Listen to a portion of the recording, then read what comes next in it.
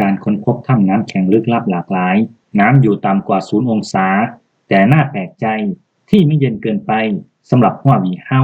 เนื่องจากพลังธาตุน้ำแข็งเย็นเยือกช่วยหล่อเลี้ยงจิตวิญญาณการต่อสู้ของเขาธาตุน้ำแข็งเย็นเยือกนี้ลึกประมาณ30เมตรตามที่นางซุยๆบอกไว้แม้ว่าฮวาหวีเฮาจะรับรู้ได้เพียง30เมตรความหนาวเย็นรุนแรงที่ก้นบ่อนั้นรุนแรงพอที่จะท่วมท้นแม้แต่ราชจินนามพรหมยุทธ์ก็ตามด้วยพลังน้ำแข็งขั้นสุดยอดพลังวิญญาณอันแข็งแกร่งของเขาจึงไม่ถูกอิทธิพลจากความเย็นและความมืดทำให้เขาดำดิ่งลงไปได้เร็วกว่าคนอื่นๆมากเขาเปรียบเทียบความรู้สึกนี้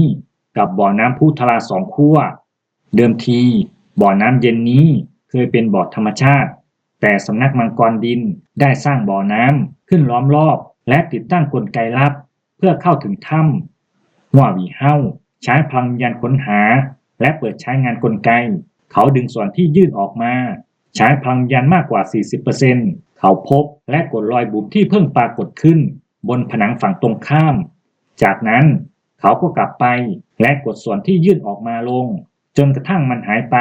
ประตูที่เปิดออกอย่างช้าๆปลดปล่อยขึ้นความเย็นเยือกรุนแรงที่ฮวาหวีเฮา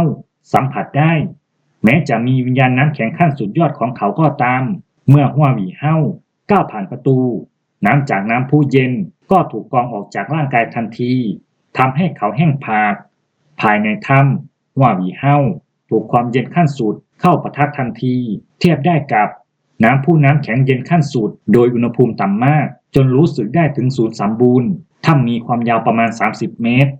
และเต็มไปด้วยผลึกสีฟ้าหยกซึ่งดูคล้ายสีเขียวหยกภายใต้แสงของจักรพรรดิแมงป่องหยกน้ำแข็งผลึกเหล่านี้มีความเรียบเนียนโปร่งแสงและสวยงามทำให้บริเวณนี้ดูเหมือนดินแดนอมตะจักรพรรดิแมงป่องหยกน้ำแข็งตกตะลึงในตอนแรกจากนั้นก็คุ้มคั่งและอารมณ์รุนแรงขึ้นเธอร้องออกมาว่านี่มันเหมือนถ้ำน้ำแข็งลึกลับในตำนานเลยจากนั้นเธอก็ระบุว่า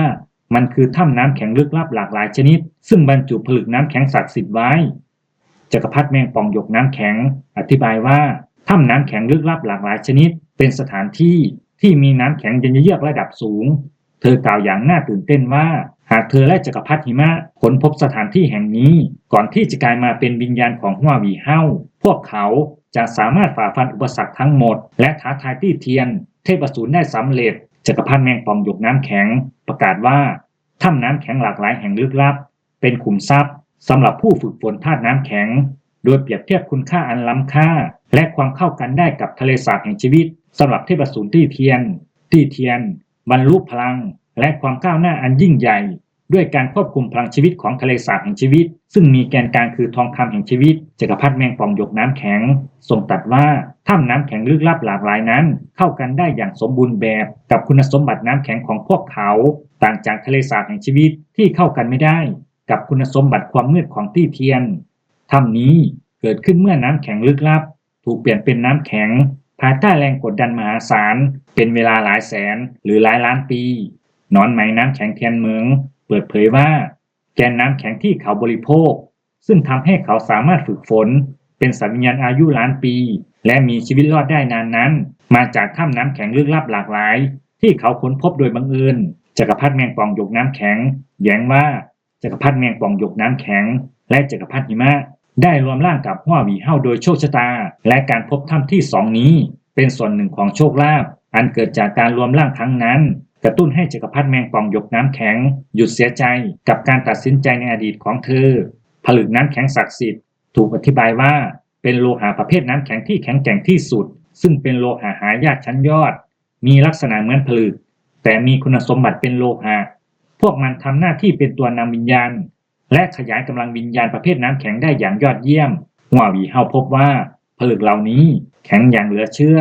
กรงเล็บสีทองเข้มอันแหลมคมหนึ่งในอาวุธที่ดีที่สุดของเขาทิ้งร่องรอยไว้เพียงผิวเผินเท่านั้นวิธีเดียวที่จะขุดผลึกน้ำแข็งศักดิ์สิทธิ์ได้สำเร็จคือการใช้พลังวิญญาณน้ำแข็งขั้นสูงสุดผลึกเหล่านี้ไม่สามารถใช้เครื่องมืออย่างจิตผู้พิทักษ์ชีวิตตัดได้เพราะจะทำลายโครงสร้างภายในของผลึกเมื่อฮวาหวีเฮาเทพลังวิญญาณน้ำแข็งขั้นสูงสุดลงในผลึกเขาจะรู้สึกถึงการเชื่อมต่อจิตวิญญาณภายในผลึกจะอ่อนตัวลงและรู้สึกนุ่มและยืดหยุ่นเหมือนเยลลี่คิตตันชิ้นใหญ่จิตวิญญาณนี้ถูกเรียกว่า วิญญาณน้ำแข็งหรือออร่าชีวิตในดินแดนทางเหนือเฉพาะคริสเตียนที่มีวิญญาณน้ำแข็งออร่าแห่งชีวิตเท่านั้นที่สามารถครอบครองได้อย่างสมบูรณ์หลังจากสื่อสารกับคริสเตียนเหล่านั้นคริสเตียนส่วนใหญ่สามารถขุดได้แต่ขาดองค์ประกอบทางจิตวิญญาณนี้ตามคำแนะนำของจักรพรรดิแมงป่องหยกน้ำแข็งว่าหวีเฮ้าใช้ท่ารำน้ำแข็งหิมะขั้นสุดยอดปลดปล่อยพลังวิญญาณน้ำแข็งขั้นสุดยอดอันมหาศาลซึ่งส่องสว่างผลึกและทำให้เขาสกัดออกมาได้อย่างง่ายดายโดยแทบไม่ต้องออกแรงผลึกมีเสถียรภาพและไม่รู้สึกเย็นบนพื้นผิวแต่การฉีดพลังวิญญาณที่ไม่ใช่น้ำแข็งขั้นสุดยอดจะทำให้เกิดการปลดปล่อยพลังต้นกำเนิดน้ำแข็งขั้นสุดยอดที่บรรจุอยู่ภายในออกมาอย่างระเบิดว่าหวีเฮ้าสกัดผลึกน้ำแข็งศักดิ์สิทธิ์ทั้งหมดออกจากถ้ำและแยกผลึกที่มีวิญญาณน้ำแข็ง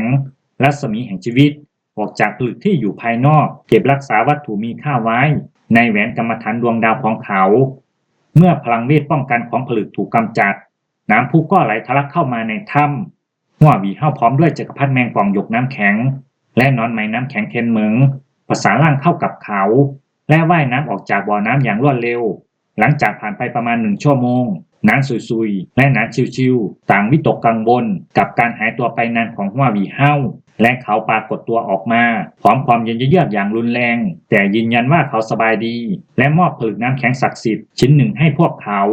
โดยอธิบายว่าเป็นโลหะหายากสีฟ้าครามที่มีเสถียรภาพและบรรจุพลังต้นกำเนิดน้ำแข็งขั้นสูงสุดนานซุยๆเปิดเผยเจตนาที่แท้จริงของเธอในตอนแรกเธอคิดจะใช้ถ้ำน้ำแข็งลี้ลับเป็นสินสอดของนานชิวๆเธอตัดสินใจมอบถ้ำทั้งหมดพร้อมทรัพยากรทั้งหมดให้กับหัวหวีเฮ้าโดยระบุว่าเขาคือบุคคลที่เหมาะสมที่สุดที่จะใช้ประโยชน์จากถ้ำแห่งนี้และสนับสนุนให้เขา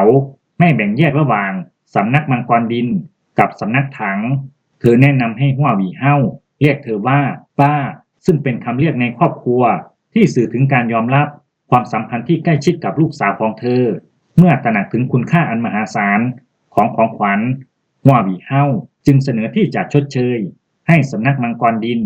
ด้วยการแบ่งปันเครื่องมือวิญญาณที่เขาสร้างขึ้นจากผลึกเขาได้หลีกเลี่ยงการพูดถึงความหมายของสินสอดโดยตรงโดยยอมรับเพียงคำว่าป้านานชิวๆขออย่างตื่นเต้นที่จะได้เป็นส่วนหนึ่งในขั้นตอนการผลิตซึ่งหัวหวีเฮ้าก็ยินดีตอบตกลงขอบคุณครับสำหรับการติดตามรับชมเจอกันใหม่ EP หน้าครับ